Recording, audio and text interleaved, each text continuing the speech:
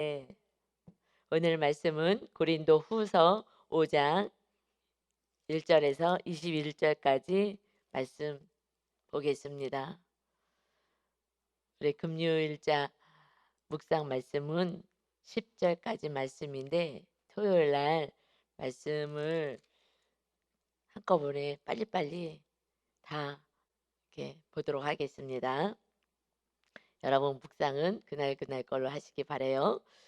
5장 5장의 말씀은 4장 후반절을 이어서 말씀하는 거죠. 우리가 주목하는 것은 눈에 보이는 세상, 이걸 주목하는 게 아니라 눈에 보이지 않는 하나님의 나라를 소망하기 때문에, 그래서 4장 18절 마지막에 그래서 영원한 나라, 하나님의 나라를 소망하기, 이 땅에서 어떤 고난이 있어도 낙심하지 않는다. 낙심할 이유가 없는 거지 하는, 그래서 우리가 무엇을 주목하느냐에 따라서 우리의 근심과 걱정과 염려와 평안이 나누어진다라고 말씀을 하시고 마무리를 했어요. 그래서 5장에 이어서 그렇기 때문에 1절, 만일 땅에 있는 우리의 장막집이 무너지면, 우리의 장막집이라는 것을 표현한 것은 이 육신을 얘기하고 있는 거예요. 우리 지금 영혼이 천국으로 갑니다. 그런데 어디에 지금 살고 있는 거예요? 우리 몸 안에 살고 있잖아요. 그래서 우리의 이 몸이, 우리의 장막집이 무너지면 하나님께서 지으신 집 곧 손으로 지은 것이 아니요 하늘에 있는 영원한 집이 우리에게 있는 줄 아느니라. 아멘. 그렇기 때문에 진짜 본향이 하나님의 나라, 손으로 짓지 않은 하나님이 지으신 그 집이 진짜 거는 영원한 나라. 거기서 우리는 영원토록 살잖아요. 이 땅에서는 이 몸이, 이 장막이 버티는 데까지, 병이 나든 뭐 사고가 나든, 그래서 버틸 수 없을 때, 그럴 때 우리 영혼은 떠나요.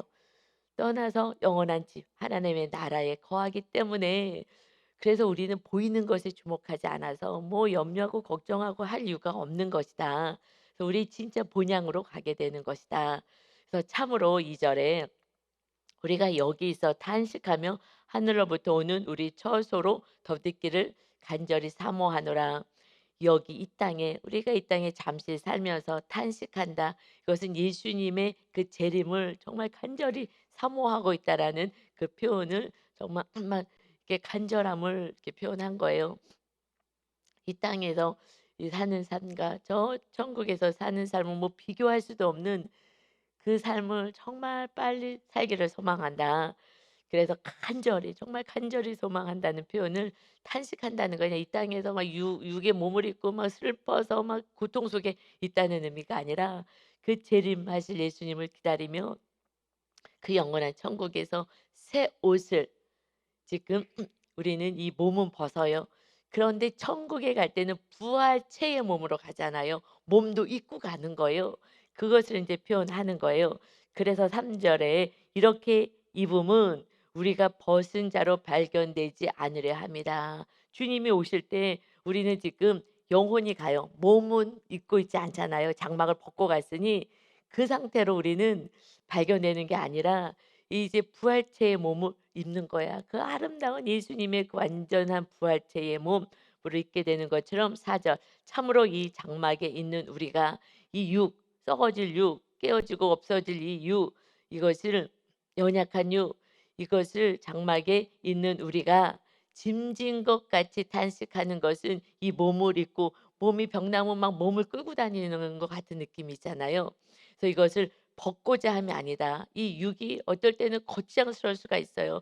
우리 영이 하나님을 찬양하고 경배하고 있으면 어떨 때 육이 힘들어서 예배도 못 나오게 하고, 이 병 때문에 우리 막 삶을 더 힘들게 하기도 하고 하는 것이 마치 짐진 것 같은 이 몸을 그냥 벗어버리고 살고자 하는 것이 아니야. 이것을 벗어버리는 사람들은, 세상 사람들은 그래서 막 자살해서 죽고 그러잖아요. 아우, 이 몸인지 뭔지도 모르고 그냥 병나고 너무 힘들고 그러면, 그냥 우리 아이가 막 이 나이 그 발달 장애가 있든지 또 질병이 있든지, 그럼 노모들이 '이거 어떡해. 야 같이 죽어야 되겠다.'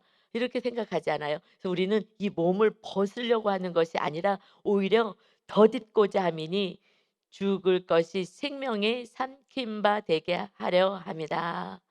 우리는 죽고 이 몸을 벗어 '아 이제 그러면 이제 편할 것 같아.'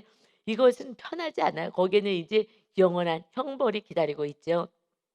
그런데 우리는 이 몸을 그냥 벗으려고 하는 것이 아니라 주님이 오셔서 우리 몸이 새로운 몸으로 덧입고자, 완전한 몸으로 덧입고자 하는 그 갈망이 있다라는 거예요.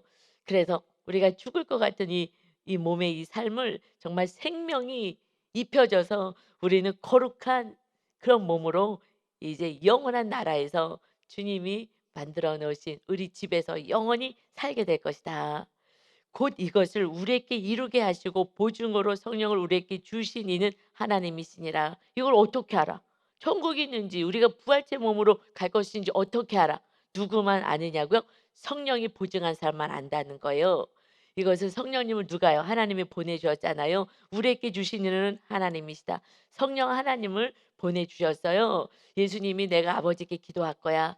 기도해서 보혜사 성령님을 보내서 너희와 영원토록 함께하게 하겠다. 그와 같이 너를 내버려 두지 않고 내가 다시 너를 데리러 올 거야. 그러니 그 부활 주님이 부활하신 몸을 이 제자들은 다 봤잖아요. 그러니 이 부활하신 그 주님의 몸을 덧입고 싶은 거예요. 이 부활체의 몸으로 덧입고 싶은 거죠. 이 정말 썩어지고 지치고 박해하고 돌 던지면 피가 나고 아프고 감옥에 갇히고 이 피파 너무 고통스러워. 그렇지만 낙심하지 않아. 왜냐하면 우리는 이제 영원한 나라에서 이 몸 정말 맞으면 아프고 안 먹으면 힘들고 뭐 이런 몸을 벗고 완전한 몸을 덧입게 될 거야. 알 수 있는 거는 성령님이 임하야지 된다라는 거예요. 성령님이 임하지 않고서는 그것도 성령으로 충만하지 않을 때는 '정말 하나님이 계신가?' 핍박이 있고 힘든 고난 속에서는 그렇게 생각이 드는 거예요. 그래서 지성소까지 들어가게 됐을 때는 그냥 당연한 거예요. 당연한 거 같아요. 늘 성령님이 충만하기 때문에 그렇습니다. 그래서 요한복음 3장 5 절에 예수께서 대답하실 때 진실로 진실로 너에게 이르노니 사람이 물과 성령으로 나지 아니하면 하나님의 나라에 들어갈 수 없어. 그래서 영으로 태어나야 되는 거야. 그래서 예수님을 믿은 자, 예수님의 그 십자가의 고난을 통해서 믿은 자는 금초 때 우리가 배운 것처럼 거기에 성령님의 그 기름이 부어지게 되면 활짝 불빛이 피어지면 예수님을 알게 되는 거예요. 성령님이 임하셔야 예수님을 알게 되고 예수님이 우리의 길이요 진리요 생명 돼서 우리의 죄값을 치르러 오신 그러한 주님을 영접했을 때에 그럴 때 우리가 하늘나라의 죄 사함을 받아서 갈 수 있는 거예요. 성령이 아니고서는 예수님도 몰라요. 그래서 하나님만 믿는데 맨 처음에 성도님들이 그러니까는 성경 공부도 안 하고 잘 모르는 거예요. 그러면서 나는 하나님을 믿는데 예수님은 아직 잘 모르겠대. 아 이거는 정말 막역사구나. 유대인처럼 살게 만드는 거예요. 그들은요 누구보다도 하나님을 잘 섬겨요 유대인들은. 그래서 하나님께 복받은 민족이라고 지금도 자부심을 갖고 자기네만 지금 구원받는다고 생각하고 있어요. 예수님을 믿지 않아서 지금 지옥으로 걸어가고 있는데 말입니다. 그래서 이단들은 다 예수를 부인하는 거예요. "하나님을 믿어. 하나님 알아." 이렇게 하는 거에서 재림 예수가 자기가 스스로 되기도 하지만 예수님을 잘 믿질 않아요. 예수님을 믿은 그 순간부터 온전한 신앙생활에 들어가는 거거든요. 그전에는 저도 그 십자가가 정말 그 십자가의 은혜가 막 절절하게 느껴지지 않았을 때 그러니까 절절하게 십자가가 그 막 쳐대서 만들어라 그랬잖아요. 금 한 덩어리를 갖고 막 쳐야 막 치는 거예요. 그래 갖고서는 예수님이 그 우리의 모든 죄값을 다 짊어지는 그 고난을 통해서 그래서 우리가 구원받은 그 은혜 죄 사함이 있어야지 구원을 받죠. 예수님을 알아야 되는데 어떻게 알아요? 이 금촛대 잔에 불이 켜져야지 예수님의 그 촛대가 보여지는 거예요. 그러니까 성령이 충만해져야 예수님의 은혜 십자가를 알게 돼요. 제가 언제부터 믿음이 좋아졌느냐? 이것은 예수님의 십자가의 은혜, 주님의 은혜를 절절히 알게 될 때, 언제 성령 충만할 때, 그때부터 제 삶은 달라지기 시작한 거예요. 나 같은 죄인을 위해서 주로 오신 예수님, 그 예수님을 십자가에서 만날 때, 그래서 성막이 어디서부터 시작해요? 번제단, 주님의 십자가가 내 안에 온전히 자리 잡고 있어야 그때부터 온전한 믿음으로 가는 거예요. 그래서 성령님이 임해야 주님을 기다리고 천국을 바라보고 이 세상의 것을 바라보지 않고 세상에 주목하지 않는다. 세상 사람들은 하나님 나라를 모르니까 부활도 모르고 구원도 모르고 아무것도 모르니까 세상 나라밖에 모르는 거야. 보이는 거, 눈에 보이는 거, 이것이 나의 기쁨이고 이것이 없어서 슬픔이고 세상 나라, 눈에 보이는 것으로 사는 거예요. 우리는 이제 영 안이 열려서 하나님의 나라를 보며 정말 막 탄식할 정도로 주님의 그 재림을 사모하고 산다는 것입니다. 이 제 목소리가 자꾸 갈라져서 죄송해요. 근데 이 히타 바람이 이렇게 목을 자꾸 건조하게 해서 계속 위에 있는 걸 안 틀거든요. 아예 약간 저는 쌀쌀해도 이 히타 바람이 저한테 목 이렇게 오면 목이 계속 갈라지는 거예요. 아유 죄송합니다. 그래서 6 절에 그러므로 근데 목이 이게 갈라지게 된 게 기도를 성전 건축하면서 5 시간씩 해라. 그때부터 이제 계속 저희는 방언으로 기도하니까 방언은 계속 소리를 내야 되거든요. 계속 한 5 시간이니까 한 98%는 이제 방언 기도를 계속 하다 보니까 5 시간을 계속 소리를 내다 보니까 목이 조금 상하게 되었어요. 그래도 저는 훈장이라고 생각해요. 이것이 훈장이다 생각해서 좀 불편하긴 하는데 이제 여러분에게는 좀 죄송합니다. 자 그래서 인제 6 절이에요. 6 절에 그러므로 이제 우리는 성령의 인치심을 받은 자 성령님의 보증에 성령님이 임해야 하나님의 나라라서 이 세상을 이렇게 주목하지 않아요. 그래서 제 삶이 이렇게 세상에 뭐 좋은 거 이런 거에 주목하지 않아요. 이 세상하고 비교할 수 없는 좋은 것이 다 준비되어 있기 때문에 그것에 이렇게 주목하지 않게 된다는 거죠. 그래서 6 절에 그러므로 우리가 항상 담대하여 몸으로 있을 때에는 주와 따로 있는 줄을 아노니 그래서 우리는 이 세상에서 몸이 주님과 따로 있어도 담대하게 우리는 살아간다. 그때 예수님은 함께 있었잖아요. 실제 몸이 예수님의 몸이 함께 제자들과 함께 있었잖아요. 눈에 보이게 함께. 그러나 우리가 몸이 주님과 따로 있지 지금은 실제적으로는 하나님의 우편에 계시고 그 주님을 성령님 임해서 우리 안에서 알게 하실 뿐이지 몸은 따로 있는 거예요. 옛날에는 예수님이 제자들 옆에 그 사람들 옆에 같이 있었잖아요. 그것을 얘기하는 거예요.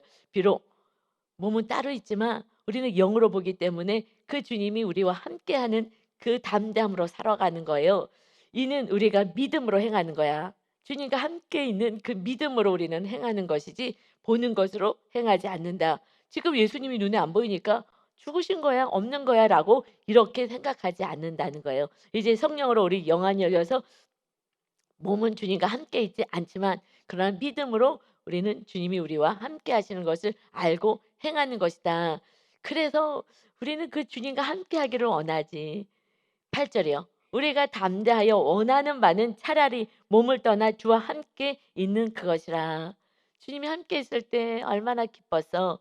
그러듯이 이제 우리가 실제 지금은 떠나 있고 믿음의 눈으로 주님과 함께 거하지만 그래서 담대함으로 살아가지만 그래도 주님 만나서 주님과 함께 그냥 살고 싶어. 주님과 같이 그 몸을 비비고 주님을 보면서 살았으면 좋겠다. 이것이 원하는 바야. 우리가 원하는 바. 임마누엘 하러 예수님이 오셨어요. 이 예수님의 이름은 임마누엘. 우리가 너희와 함께 하겠다 하셨어요. 그래서 주님의 원하는 바도 우리와 함께 하는 거예요. 그래서 영으로 함께 하십니다.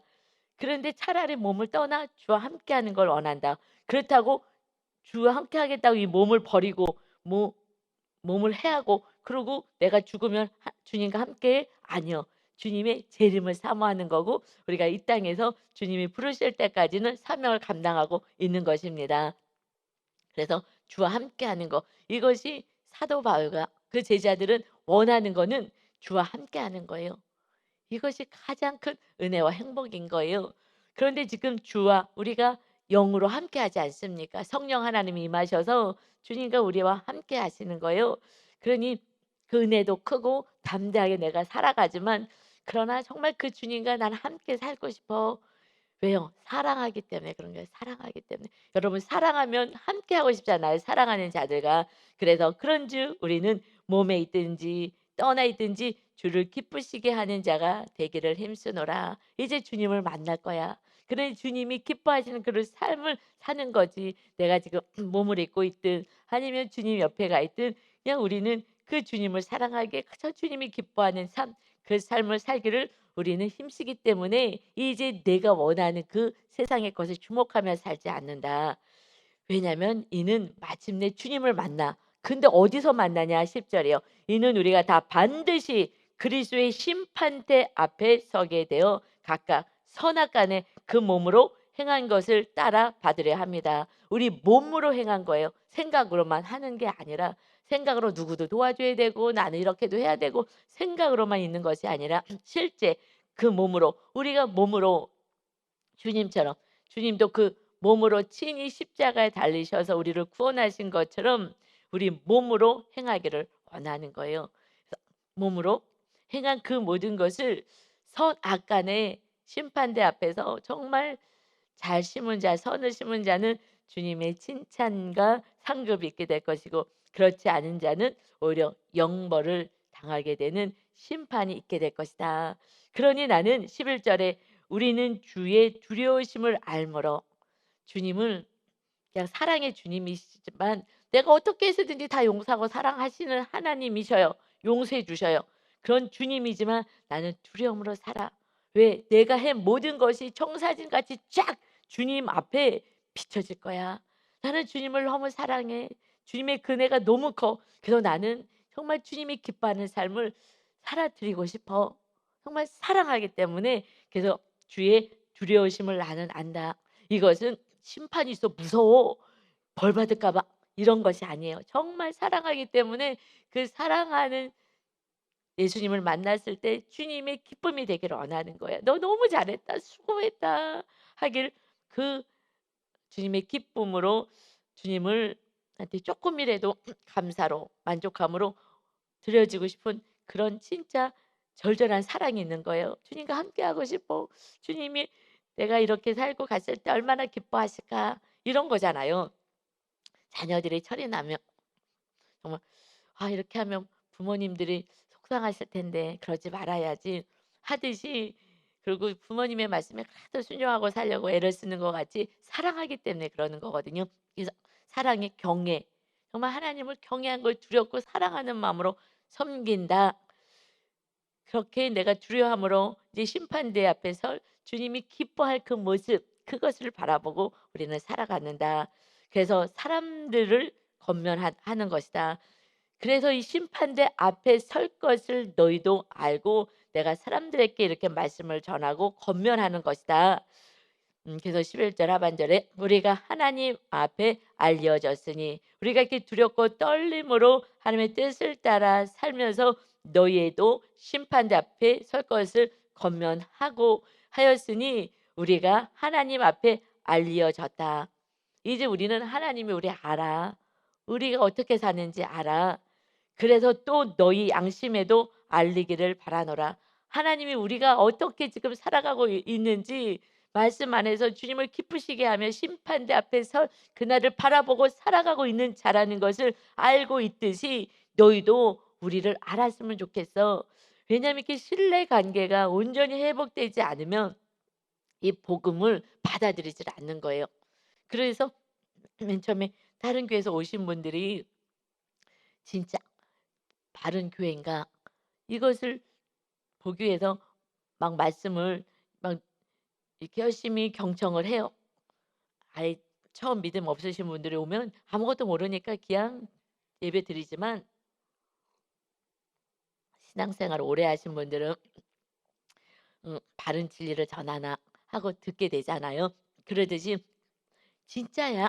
이것을 알려 줘야지 그거 거기에 계속 사도 바울에 대해서 그 사도권을 부정하게 만들고 추천서가 없다고 자꾸 얘기하는 이런 육적인 사람들 때문에 또다시 이렇게 얘기하는 거예요. 내가 이렇게 얘기하는 것은 12 절 "우리가 다시 너희에게 자천하는 것이 아니라 '나 이런 사람이야.'라고 얘기하는 것이 아니야. 오직 우리로 말미암아 자랑할 기회를 너희에게 주어 마음으로 하지 않고 외모로 자랑하는 자들에게 대답하게 하려 하는 것이다. 그들이 자꾸 분란을 일으키니 이제 믿음으로 이렇게 세워지는 너희들이 이제 디도를 통해서 편지를 받고 이제 이 겉면의 말씀을 듣고 회개한 너희들에게 내가 전하는 거야. "나 이런 사람이야."라고 나를 지금 내세우는 것이 아니라 정말 마음에 성령님을 모시지 않고 육으로 살고, 그리고 육의 추천서를 받아 가지고 와서 누구의 제자이고 나는 이런 사람이 나를 증명해서 하는 그 육의 사람들에게 우리가 사도와 이 제자들이 어떠신 분인지를 알려줘서 그들도 회개하고 돌아오기를 원하는 거예요. 그래서 마음으로 하지 않고 마음에 성령님 모시는 데는 관심이 없고 하나님의 뜻을 행하는 데는 관심이 없고 말씀대로 사는 데는 관심 없고 그저 외모로 '나 이런 사람이야. 누가 날 추천했어.' 성령님이 추천을 해 줘야 되고 성령님으로 우리는 인치심을 받았는데 성령하고는 상관없이 육으로 살아가는, 그래서 그는 어디 학벌이 어디 대학을 나왔대. 그래서 그는 누구의 제자였대. 이것을 따라와서 뭐 전에 유명한 목사님 제자 목사님이래. 그러면 그것이 끝나는 거예요. 그분이 성령이 충만한 자인지는 관심도 없어. 그러니 성령이 충만하니까 육으로만 살아가는 거야. 너도 나도 다 육으로만 살아가니 그들에게 얘기를 해라. "나는 성령의 인치심을 받고 너희도 성령의 인치심을 받은 인생이 돼야 하나님의 나라에 갈 수 있는 것이다." 그래서 내가 또 내가 이런 사람이라고 내가 굳이 얘기하려고 하는 게 아니라, 왜냐면 이게 참 조심스러운 거예요. 이렇게 얘기해도 막 오해가 있고 그러니까 이렇게 구구절절 오해하지 않도록. 그래서 너를 이해시킨다는 거는 쉽지 않은 것 같아요. 자기들의 생각들이 있기 때문에 생각을 내려놔야 그 정확히 다른 사람을 볼 수가 있는데, 내 생각 안에서 내가 노란 안경을 쓰고 있으면요 노랗게 보여요. 빨간 안경을 쓰고 있으면 빨갛게 보이고, 어느 날 저는 인제 안경을 쓰니까 밖에 나갈 때 좀 이렇게 선글라스를 또 바깥 되고 좀 불편하더라고요. 근데 유 목사님은 인제 안경을 안 쓰셔서 항상 이제 선글라스 하나만 딱 끼고 나가요. 근데 갑자기 "왜 오늘 이렇게 날씨가 이렇게 깜깜하지?" 이러는 거예요. 아 이 선글라스 낀 거 잊어버리고. 그래서 "날씨 되게 화창한데? 나는 눈이 부시는데?" 그러고 봤더니 선글라스 끼고 있는 거예요. "아 왜 이렇게 날씨가 이렇게 침침하냐 오늘?" 그러는 거예요. 너무 우습더라고요. 내가 눈에 뭘 꼈어요? 그러면 그렇게 보이는 거예요. 그래서 정말 우리가 그냥 성령으로 충만하면은 그러면 성령의 사람을 알아보게 되는 줄 믿습니다. 아멘. 그리고 육으로 충만하면 육의 사람이 더 좋아 보이는 거예요. 그래서 하여튼 13 절에 보니까 이제 사도 바울은요 뭐라고 얘기하냐. "우리가 만일 미쳤어도 하나님을 위한 것이요 정신이 온전하여도 너희를 위한 거야." 너희들이 보기에 "미쳤어."라고 한다면 나는 하나님을 위해서 미친 거야. 여러분, 너무너무 사랑하면요 미쳤다 그래요. 정말 그 결혼할 때 이렇게 부모님이 보기에 또 이웃이 보기에 뭐 결혼할 조건도 아니고 "아니야. 결혼하면 정말 너무너무 고생할 것 같아." 그러면 부모가 막 말리잖아요. 그리고 이웃도 "아니야." 막 친구들도 얘기해도, 그런데 너무 사랑하면요 미쳤다 그래요. 안 보이는 거예요. 괜찮다는 거야. 조건이 뭐가 필요하냐고. 사랑 하나면 됐지. 그러고서는 그냥 결혼하겠다고 하고 막 이럴 때 이때 뭐라 그래? 미쳤어. 사랑하면 미치는 거예요. 그러니까 세상 사람들은요 미친 사람으로 보이는 거예요. 그래서 박해를 하는 거예요. "너 미쳤다고 정신 차리라."고. 미쳐 보이니까. 저러다가 잘못될까 봐. 그러니까 사도 바울이 지금 미친 걸로 보이는 거예요. '저 미쳤구나.' 지금 감옥에 가서 "내가 어떤 사람입니다. 아그리빠 왕이랑." 이렇게 그들에게 얘기할 때에 뭐라 그러냐. "너 많은 학문이 너를 미치게 했구나."라고 "미쳤구나."라고 얘기하는 거예요. 그러니 미쳐 보이는 거예요. 그만큼 사도 바울은 주님을 너무너무 사랑하는 거예요. 다메섹 도상에서 찾아오신 주님을 보고 기절초풍하는 줄 알았어요. 그가 예수가 신성 모독하는 인간 그냥 목수의 아들로 알았는데 그분이 신이셨다니, 우리의 죄를 대속하시기 위해서 오셨다니 너무 기가 막혀서 이걸 어떻게 할 수가 없는 거예요. 정말 '죄인 중에 괴수였구나. 이 돌대가리 같은 것이 하나도 모르고 내가 의기양양해서 이러고 살았구나.' 정말 고개를 들 수 없는 거예요. 제가 죄인임이 고백되고 정말 내가 얼마나 악한 죄인이었던 것이 고백되는 그 순간부터는 고개가 이렇게 빳빳이 세워지지가 않아요. 막 너에 대해서 정죄 그전에는요 얼마나 정죄를 했다고요. 이것도 안 하고 저것도 안 하고 사람들은 왜 저렇게 말씀대로 안 사는 거야? 그런데 제가 형식적으로는 말씀대로 살았으나 진짜 내 중심 마음에서는 말씀대로 살지 못하고 오히려 악이 더 강했던 거예요. 왜냐하면 딴 사람들은 좀 외향적인 사람들은 얘기하고 싸우기라도 하고 털어내는데 우리는 싸우지도 않고 털어내지도 않고 가슴 안에 콕콕 담아놨다가 이것을 다 미움으로 그래서 죄로 가는 거잖아요. 그러니 더 많은 죄가 있었죠. 그래서 그다음부터는 제 죄를 보고 나서는 겸손해지는 것처럼 사도 바울이 정말 다 같은 죄인을 버리지 않고 정말 완전히 막 지옥불에 떨어뜨려서 이 못된 것 하고 큰 벌을 주시지 아니하시고 나 같은 죄인을 찾아오신 그 주님이 정말 너무너무 황송한 거예요. 너무 감사한 거예요. 내가 주님이 나를 찾아오지 않았으면 나는 이래서 완전히 죄악 가운데서 더 큰 어마어마한 죄를 짓고 예수 믿는 자를 그렇게 박해하고 그러다가 정말 지옥불에 떨어질 그런 인생에 찾아오신 것이 정말 감당할 수 없는 은혜인 거예요. 그 주님 앞에 미치고 싶은 거예요. 주님밖에 없어요. 나는 아무것도 소용이 없어요. 그래서 내가 가지고 있는 모든 좋은 거 나는 다 배설물이에요. 이까짓 게 뭐라고 아무것도 아니에요. 이거 가지고 나는 눈이 어두워서 오히려 교만 방자였어요.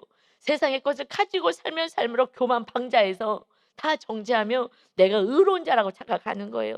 우리가 아무것도 없을 때 겸손해지고 심령이 가난해져요.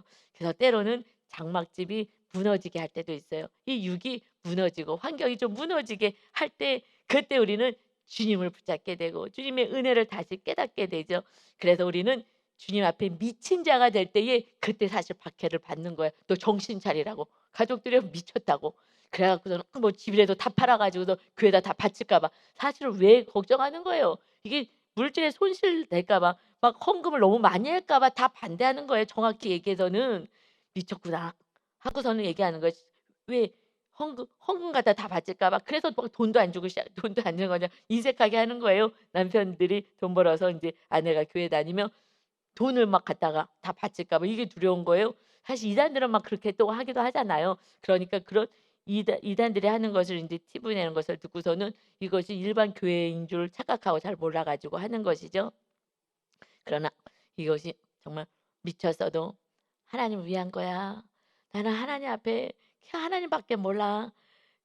우리도 이렇게 사도바울 같이 주님을 이토록 사랑하는 그러한 세상 사람들이 미쳤구나 하는 온전한 정말 주님을 너무너무 사랑하는 최고의 신부가 되시기를 예수님의 이름으로 축원합니다. 그때는요 주님의 사랑으로 충만하기 때문에 세상에 부러운 게 없어요. 결핍이 없어요. 그래서요 외로움이 어딨어요. 요즘은요 외로움을 넘어서 고독이자 고독사라고 하잖아요. 고독으로 가는 것 같아요. 왜요? 그래서 막 강아지만 끼고 사는 거예요, 강아지만. 사람에는 관심도 없어요. 왜냐하면 계속 강아지는 늘 일관성 있게 그래도 꼬리를 흔들어 주니까. 그런데 인간은요 뭐 한마디만 뭐 하면은 그냥 뒤를 돌아서 버리니까 그러니까 그냥 강아지 끼고 사는 거죠. 우리는 주님 앞에 비치면 주님으로 온전하게 됩니다. 그래서 내가 정신이 또 이제 돌아왔을 때는 이제 사실은 주님 앞에서는 정말 뭐 온전히 사랑을 행해요. 그런데 사람들 앞에서는 이렇게 정신을 바짝 차리고 얘기를 해야 되는 거예요. 내가 이거 얘기하는 거는 또 내가 나를 자천하고 내가 뭐 추천서 이거 얘기하고 나를 높이고 올리는 것이 아니야. 이러면서 조심스럽게 연약한 성도들 때문에 정신을 바짝 차리고 얘기를 해야 되는 거예요. 바짝 차리고. 정말 저도 성도님들하고 얘기할 때는 정신을 좀 바짝 차려요. 그리고 믿음이 조금 연약한 성도님일 때는 더 바짝 차려요. 믿음이 이제 좋으신 분은 제 마음도 알고 하니까 그리고 제가 뭐 무슨 말을 해도 그냥 잘 알아들을 수 있으니까 편하거든요. 근데 믿음이 좀 연약하신 분하고 얘기할 때는요. 정신을 정신이 막 바짝 정신줄을 붙잡고 얘기를 해요. 그리고 또 성향을 제가 잘게 파악하면서 이렇게 조심스럽게 얘기를 하는 거죠. 예수님 앞에서는 그냥 재롱 부리고 뭐 뭘 다 얘기해도 되잖아요. 그런 은혜가 있는 거예요. 그래서 믿음이 있는 사람끼리 대화할 때가 편한 거예요 그래도. 그래서 편하죠. 그래서 공동체 안에서 서로 인제 가족처럼 모였을 때는 그 안에서는 편한 거예요. 이제 서로 다 아니까. 그래서 그분이 어떤 분이신 거를 아니까. 근데 사도 바울은 지금 아직 성도들이 잘 모르는 거죠. 거기서 계속 같이 있었지 않았기 때문에 그래요. 그래서 그런데 어떻게 하나 되느냐? 성령으로 하나 되는 거예요. 성령 충만하면요 알게 되는 거예요. 성령 안에서 한 방향으로 가기 때문에 그래요. 그래서 어떤 사람인지 몰라도 내가 성령으로 충만하면 성령으로 하나 되게 만드는 것입니다. 그래서 우리가 성령 충만밖에는 없는 거예요. 하나 되는 건 오직 성령 충만 그 하나밖에 없습니다. 그러면 성량도 뛰어넘을 수가 있는 거예요. 그래서 나랑 다른 성향의 사람도 성령으로 하나가 되어서 하나님의 뜻을 이루며 한 마음이 되어 살아갑니다. 그래서 이것은 14절 그리스도의 사랑이 우리를 강건하시는도다. 나왔죠? 내가 왜 이렇게 지금 얘기하는지, 왜 내가 미쳤다고 하나님께 미쳤다고 얘기를 듣는지, 이것은 그리스도의 사랑 때문이야. 하나님이 그 독생자 아들을 보내서 나 같은 죄인을 대신하여서 죽으시고 나를 살려주셨다고 하면서 그 그리스도의 사랑이 나를 미치게 한다. 나를 미치게 해. 이 은혜를 어떻게 갚겠느냐. 주님의 그 은혜가 너무너무 커서 그 주님의 사랑을 전하는 거야. 예수님을 전하는 거야. 그 은혜 안에 거하라고. 주님의 그 사랑, 우리는 전도하는 게 주님의 사랑을 전하는 거잖아요. 그래서 십자가, 주님의 그 십자가 사랑을 전하는 것이죠. 그래서 우리가 생각하건대 14절에 한 사람이 모든 사람을 대신하여 죽었은즉 모든 사람이 죽은 것이라. 한 사람이 예를 들어서 한 사람이 모든 사람을 대신해서 죽었어. 그러면 모든 사람은 이제 죽은 거야. 뭐에 대해서? 죄 때문에 주님이 주셨으니까 죄에 대해서 이제 우리를 다 죽은 거야. 그래서 15절에 그가 모든 사람을 대신하여 계속 대신하신 거야. 대신. 우리가 죽을 자리에 주님이 우리를 밀어내고 주님이 나를 대신해서 죽으신 거예요. 그래서 나도 이제 죄에 대해서 죽었다라는 거예요. 주님 아이고 불쌍해라. 불쌍이 아니라 내가 죄에 대해서 죽었다고요. 그래서 사도 바울은 이 진리를 알기에 죄에 대해서 죽고 의에 대해서 하나님의 뜻에 대해서만 산 자가 된 것입니다. 이것이 십자가의 은혜를 아는 자의 삶인 거예요. 그렇게 살 때 이게 세상 사람 미친 것 같아. 예수님이요 바보 아니에요? 미친 거 아니에요? 아니 신이 왜 그래? 그냥 딱 벌할 거 딱 벌하고 그러고 축복할 사람 축복하고 새롭게 가지. 그런데 죄인을 위해서 대신 죽으러 왔어요. 이게 이해가 되냐고. 그래서 예수님을 안 믿는 거예요. 무슨 신이 그래. 그래서 유대인들이요 예수님을 안 믿어요. 그들을 위해서 죽으러 왔다 그러는데 그 죄인들을 위해서 그 신이 그런 신이 어디 있어? 이거는 우리가 생각하는 신이 아니야. 인간이 생각하는 신은요. 그야말로 전지전능만 해야 되는 거예요. 그런데 인간의 몸을 입고 내려오셔서 왜요? 영원한 나라 하나님의 백성이 되려면 죄가 없어야 되는데 이 죄 때문에 하나님의 자녀로 살 수가 없으니 대신 죽으러 오신 거예요. 그래서 15절에 그가 모든 사람을 대신하여 죽으심은 살아있는 자들로 하여금 다시는 그들 자신을 위하여 살지 않고 오직 그들을 대신하여 죽었다가 다시 살아나신 이를 위하여 살게 하려 함이라. 아멘.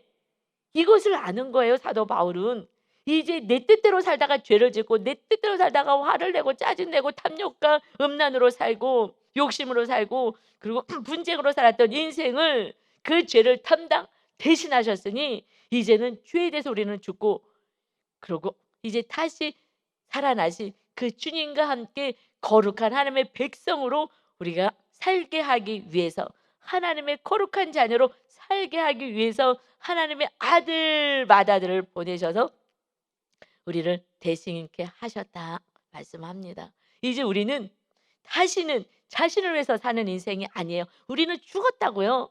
주님이 우리를 위해서 오셔서 대신해서 죽어서 우리는 이미 죽은 자예요. 육에 대해서 죽은 자예요. 이제 영에 대해서 산 하나님의 뜻에 대해서 산 자로 우리는 다시 태어난 것이 침례 의식이잖아요. 나는 죄에 대해서 죽고 의에 대해서 살았습니다. 그런데 지금도 예수님을 믿는다면서 계속 자신을 위해서 사는 거예요. 기도하는 것도 자신을 위해서 기도하는 거예요.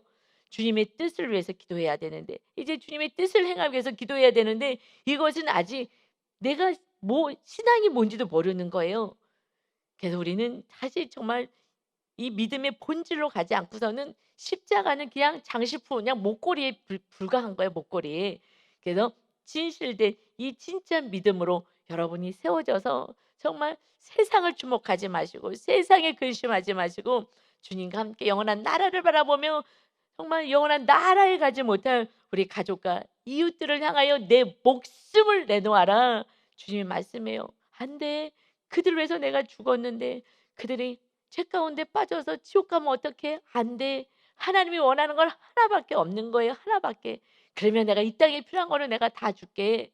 이 땅에 뭐가 필요해요? 그냥 의식주잖아요. 의식주는 하나님이 책임져 주시는 거예요. 그래서 주기도문에서 무엇을 기도합니까? 일용할 양식을 주세요. 일용할 양식은 하나님이 분명히 주시는 것을 광야에서의 삶으로 봤어요. 만나 주셨습니다. 만나. 가끔 내린 메추라기도 먹었어요. 그것을 통해서 사는데 주님과 함께하면 그것이 결핍이 되지 않더라고요. 우리가 만나와 메추라기로 이렇게 먹어요. 냉장고에 이렇게 하나씩 채워놔 주시면 그러면 그것을 먹어요. 그런데 전혀 결핍이 없어요. 전혀 뭐 부족한 게 하나도 없는 거예요. 왜냐하면 그냥 제 안에 주님으로 만족하기 때문에 이까지 것이 나에게 만족을 주지 않아요. 이미 주님 한 분으로 저는 만족하기 때문에 이것은 뭐 그것이 하나도 중요하지가 않아요. 이제는 그러니 뭐 비교될 것도 없고 나는 주님을 보배를 나는 모시고 사는데 전에 가신 하나님을 모시고 사는데 내가 필요하면 주시겠죠. 필요하면 주시고 뭐 그 안 줘도 주님으로 되는 거예요. 이것이 어느 날 정말 성령 충만하니까 되더라고요. 육신 충만할 때는요. 육신 것이 없는 게 그렇게 아주 속상하더라고요. 그래서 여러분 사도 바울처럼 눈에 보이는 것을 주목하지 말고 영원한 나라로 우리 주목하자. 16절입니다. 그러므로 우리가 이제부터는 어떤 사람도 육신을 따라 알지 아니하노라. 비록 우리가 그리스도도 육신을 따라 알았으나 이제부터는 그같이 알지 아니하노라. 나도 예수가 육신적으로 봤을 때 그 목수의 아들로 보였어. 이제 우리는 육의 눈으로 보지 마. 이것이 다가 아닌 거야. 그러니 누구든지 17절에 그런즉 누구든지 그리스도 안에서 우리를 대신하여 죽으신 주님을 영접했다면 새로운 피조물이 된 거야. 육의 사람이 아니라 영의 사람이 된 거야. 이전 것은 지나갔으니 이제 보라 너희는 새 것이 돼서 성령의 사람 하나님의 자녀가 된 거야. 마귀의 자녀에서 하나님의 자녀가 됐는데 왜 너희들은 아직도 육의 것에 매어 살아가느냐. 그런데 이것이 이론으로 아는 것이 아니라 영으로 알게 되는 것은 성령님이 임하셔야 돼요. 성령님이 언제 임하신다고요? 말씀대로 살 때에 그때 성소의 삶이 말씀과 기도할 때에 그때에 불을 켜는 거잖아요. 그 성소에 들어가서 분향 때에서 기도할 때에 그때에 같이 항상 아침 저녁으로 뭐 하는 거예요? 그 기름 등대에 기름을 켜라. 그래서 언제? 말씀과 기도로 거룩하여짐이라. 성령 충만은요. 그냥 랄랄랄랄랄랄랄라 해가지고서 무슨 신비주의로 가는 것이 아니에요. 그게 성령 충만이 아니에요. 난 뭘 봤어. 이게 성령 충만이 아닌 거라고요. 이거 다 이단으로 가는 거야. 마귀한테 다 속는 거야. 랄랄랄랄라 뭘 보면 뭐 어때요? 봤다고 인생 달라지지 않아요. 본 건 그거 그냥 그거 하나뿐인 거예요. 어마어마한 기적이 일어났어요. 기적 있어요. 제자들도 다 봤어요. 그런데 말씀대로 살지 않고 돈을 사랑한 그 도둑질을 하고 살아갔던 그 가룟 유다는요. 돈을 사랑해서 우상을 내려놓지 않으니까 결국 예수님까지 팔아서 돈을 호주머니에 찼어요. 그러나 그는 스스로 정말 후회하면서 이 육을 벗게 된 거예요. 여러분 우리는 말씀과 기도로 사는 거예요. 그래서 살 때에 성령 충만하게 되니 그때부터 저도 성령 충만을 위해서 엄청 기도했어요. 그런데 기도만 하는 게 아니에요. 기도는 왜요? 내가 요구하는 그 기도가 아니라 하나님의 뜻을 이루기 위해서 사실 기도하는 거거든요. 말씀대로 내가 안 사라져요. 그래서 우리가 말씀대로 사는 만큼이 믿음이고 말씀대로 살 때 그때 그 성령의 불이 하나하나 켜지기 시작하는 거예요. 그때부터 이제 육의 사람이 아니라 온전한 영의 사람으로 살게 되기에 그런데 완전히 성령 충만이 계속 지속되려면 어떻게 해요? 십자가를 지는 삶을 살 때 그때는 성령의 완전한 충만한 우리 힘으로 십자가를 못 지니까 그래서 성령님이 충만히 임하셔서 십자가를 질 수 있게 해요. 십자가를 내려놓는 순간 또 육으로 가는 거예요. 편하게 내 몸 편하게. 그럴 때 이게 완전한 성령 충만의 지속성은 없는 거예요. 지속성이 없어요. 그래서 십자가를 우리가 지는 것이 휘장 찍고 주님이 십자가 지고 지성소 들어갔기 때문에 그대로 주님 가신 그 길을 그대로 우리들의 영의 세계가 이루어진 거예요. 그래서 우리 성막 1층에다가 만들어 놨어요. 날마다 성막 보면서 내 안에 성막이 세워져야 되는 거예요, 영적으로. 그래서 내가 지금 어디까지 왔느냐, 내가 십자가를 내려놨다, 그럼 다시 또 이제 육으로 또 갈 가능성이 많아요. 근데 끝까지 그냥 차고 올라가서 공동체 안에서 같이 중보해서 그냥 지성소까지 들어가야 돼. 십자가 내려놓지 말아야 되는 거예요. 십자가가 뭐예요? 이것이요, 18절부터 말씀인 거예요. 모든 것이 하나님께로서 났으며 그가 그리스도로 말미암아 우리를 자기와 화목하게 하시고 또 우리에게 화목하게 하는 직분을 주었다. 예수님을 통하여서 휘장이 찢어지고 이제 하나님과 우리 사이를 화목하게 하셨어요. 우리 죄값을 다 담당하시고 이제 하나님의 자녀로 화목하게 하셨어요. 너희가 이제 십자가를 지고 주님이 죽으시고 화목하게 하신 것처럼 너희도 십자가를 지고 지성소로 들어가라는 거예요. 지성소는요, 목사님들만 그런 성령 충만한 삶을 사는 게 아닌 거예요. 이것은 우리 모두에게 주시는 말씀인 거예요.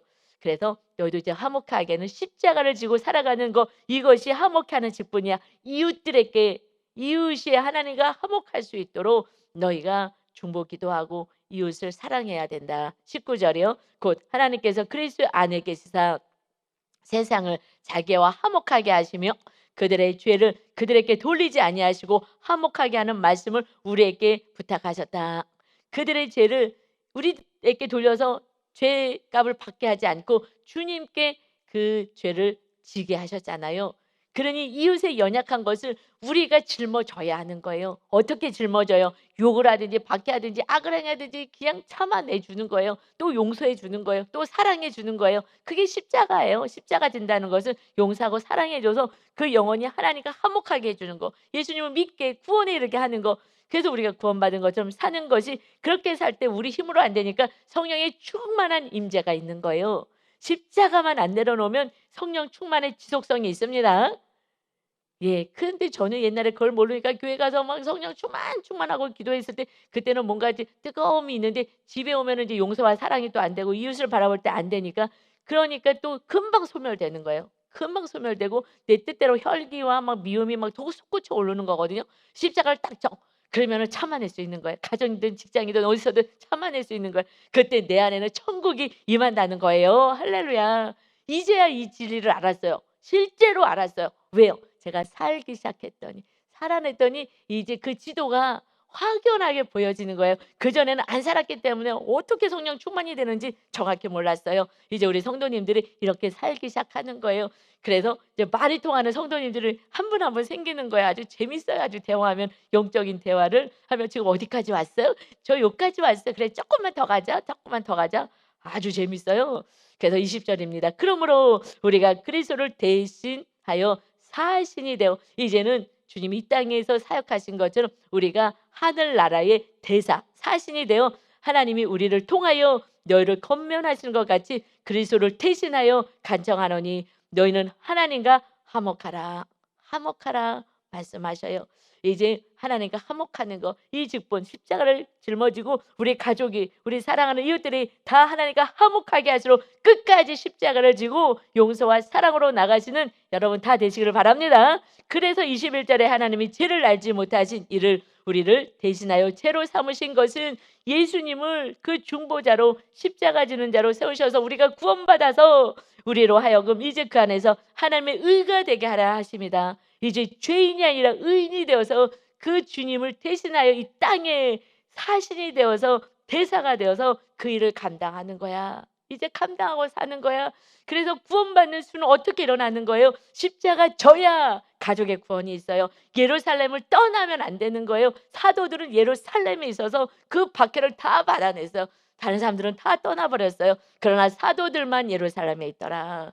박해를 감당하면서 그래도 그 성전 옆에서 끝까지 그 영혼들을 구원하기 위해서 힘썼던 것입니다. 여러분, 이제 우리는 하나님의 의, 하나님의 자녀가 되었어요. 세상 사람들하고는 비교할 수 없는 하나님이 내 안에 임하셨습니다. 여러분, 세상 것을 주목하지 마세요. 이제 세상 것 내려놔야 오직 하나님을 주목할 수 있어요. 우리의 결핍이 하나님을 붙잡게 합니다. 저 주님의 다리를 붙잡고 늘 기도해서 난 주님밖에 없어요. 주님밖에 없어요. 그러면서 주님의 십자가와 주님의 은혜와 사랑이 제 안에 간절히 들어오게 된 거예요. 여러분, 주님만 부여잡고 오직 성령의 충만을 받아서 하나님의 의가 되어 많은 영혼들 주께 돌아오게 하는 하나님의 기쁨이 저와 여러분 다 되시기를 예수 그리스도의 이름으로 축원합니다. 아멘. 아버지 하나님, 우리가 육의 눈으로 이 세상만 바라보면 낭만과 절망밖에 없습니다. 그러나 우리 영의 눈이 띄어서 하늘 나라를 바라볼 수 있게 하시고 내가 하나님 나라의 의가 된 자녀가 됐다는 이 기가 막힌 사실, 이제 우리를 그와 같이 버려주지 아니고 성령 하나님 거룩하신 하나님이 임하셔서 우리를 지켜주고 계시는데 우리는 하나님을, 예수님을 온전히 믿지 않고 의지하지 않으니 세상 것 보이는 것 때문에 염려합니다. 왜 무엇을 먹을까? 무엇을 마실까? 무엇을 입을까? 이방인들이 구하는 것을 내가 기도하느냐? 하나님의 나라와 의를 구하여라. 화목해 하는 자가 되어라. 십자가를 지어라. 그래서 그들이 하나님의 나라 백성 되어야 되지 않겠느냐? 너의 가족이 지옥불에 불타는 것을 어떻게 보겠느냐? 나는 내 자녀들이 지옥불에 불타는 것을 볼 수 없다. 주님의 그 절절하신 하나님 아버지의 절절하신 마음이 우리 심령 안에 오게 하셔서 화목해 하는 직분을 감당하는 거룩한 우리 성도들이 다 되게 하여 주옵소서. 모두가 하늘나라에 들림 받아서 하늘의 청잔치에 다 참여할 수 있는 정말 축복이 우리 천안아산 순복음교회 모든 가족들과 이웃들 안에 넘치게 하여 주옵소서. 감사드리며 예수 그리스도의 이름으로 기도하옵나이다. 아멘.